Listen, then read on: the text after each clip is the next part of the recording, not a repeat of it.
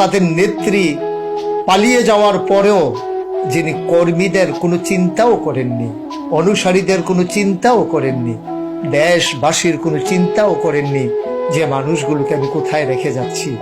যিনি তার বোনকে নিয়ে পালিয়ে গেলেন, দেশবাসীর কথা মনে রাখলেন না। বারবার যিনি মায়া কান্না দিয়ে বুঝতে চাইতেন, তিনি দুঃখ বোঝেন। আজকে তার প্রমাণ দিয়ে দিলেন তিনি কতটুকু দুঃখ বোঝেন।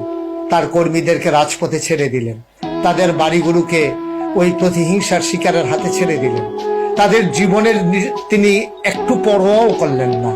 তিনি পালিয়ে গেলেন, একবারও ভাবলেন না যে আমি যাদেরকে রেখে যাচ্ছি 15 বছর ধরে, যারা আমাকে এই ক্ষমতার মসনদে টিকিয়ে রেখেছে, আমাকে গণভবনের এই নরম তুলতুলে বিছানায় বিশ্রাম নেওয়ার, আনন্দ করার সুযোগ করে দিয়েছে, আমি তাদেরকে কোথায় রেখে যাচ্ছি একবার তিনি চিন্তাও করলেন না।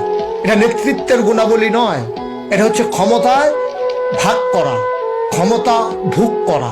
এইগুলোই হচ্ছে তাদের স্বভাব এবং চরিত্র।